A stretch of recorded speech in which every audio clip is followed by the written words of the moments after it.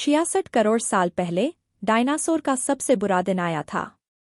एक विनाशकारी क्षुद्रग्रह प्रभाव के साथ 180 मिलियन वर्षों तक चला शासन अचानक समाप्त हो गया। पृथ्वी पर एक एस्टेरॉयड के गिरने के बाद धरती के राजा कहे जाने वाले डायनासोर विलुप्त हो गए थे। ये एस्टेरॉयड 10 अरब परमाणु बम की ताकत के बराबर बल से टकराया था। इस टक्कर से सुनामी उठी थी और इसकी चपेट में आकर डायनासोर धरती से खत्म हो गए।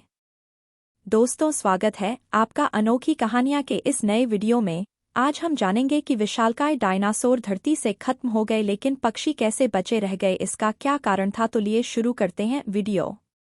ये बात बहुत से लोग जानते हैं कि पक्षी डायनासोर के वंशज हैं, लेकिन ये बात कम लोग जानते हैं वे डायनासोर के युग में ही आज से करीब 16 करोड़ साल पहले विकसित होने लगे थे, और जहां 66 करोड़ साल पहले आए महाविनाश की घटना के कारण आए जलवायु परिवर्तन में जहां डायनासोर खुद को जिंदा नहीं रख पाए थे, वहीं पक्षी न केवल जिंदा रहे बल्कि समय के साथ विकसित भी होते रहे। लेकिन आखिर ऐसा क्या हुआ था कि पक्षी तो बचने में सफल रहे लेकिन डायनासोर नहीं? इस बारे में क्या कहता है विज्ञान? पक्षी और डायनासोर एक साथ 10 करोड़ साल तक साथ रहे, लेकिन पक्षी डायनासोर से ड्रोमियोसोर नाम के समूह से अलग होना शुरू हुए जो पंखों वाले थेरोपॉड के परिवार से थे। लेकिन 66 साल करोड़ पहले आज के मैक्सिको के ऊपर एक विशाल क्षुद्रग्रह का पिंड पृथ्वी से टकराया, जिससे जलवायु परिवर्तन की घटनाओं का ऐसे सिलसिला चला कि महाविनाश की प्रक्रिया शुरू हो गई। इसी महाविनाश की घटना में डायनासोर तो पूरी तरह से विलुप्त हो गए, लेकिन कुछ पक्षी जिंदा रह गए। लेकिन सवाल यही है कि ऐसा हो कैसे गया। वैज्ञानिक भी इस बात की पड़ताल करने में लगे हैं, आखिर पक्षी उस महाविनाश में बच कैसे गए। जीवाश्मों के लंबे अध्ययनों से जमा किए प्रमाणों के आधार पर इस सवाल का जवाब तलाशा गया। आज के पक्षियों के दांत नहीं बल्कि चोंच होती है, जो कई आकार और आकृति की होती है, जिनका उपयोग खाने और पानी पीने के लिए करते हैं।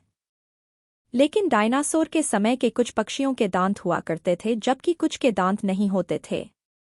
क्षुद्रग्रह के टकराने के बाद जो महाविनाश हुआ, उससे दांतों वाले सभी पक्षी भी विलुप्त हो गए थे। कई वैज्ञानिकों को लगता है कि दांत न होने से ही पक्षियों को बचने में मदद मिल सकी।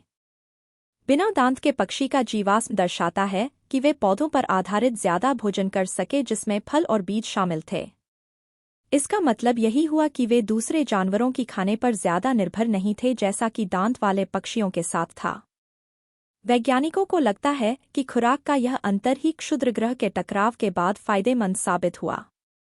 जब क्षुद्रग्रह पृथ्वी से टकराया तो उससे तुरंत ही सुनामी और भूकंप आने लगे।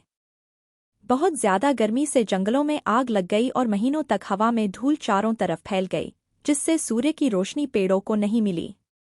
इससे पौधे खाने वाले जानवरों के लिए भोजन कम हो गया और उनमें से बहुत से विलुप्त होने लगे, जिससे उन्हें खाने वाले जानवरों की मुसीबत हो गई। इसका नतीजा यह हुआ कि बहुत से जानवरों की प्रजातियां मर गईं और पौधे तो पहले ही सूर्य की रोशनी को तरस रहे थे। ऐसे में पक्षियों के लिए भोजन भी बहुत मुश्किल हो गया। पर बिना दांतों के पक्षी जमीन खोदकर उसमें दबे दाने या बीज खा सकते थे, और इस वजह से वे बचे रहने में सफल हो गए होंगे।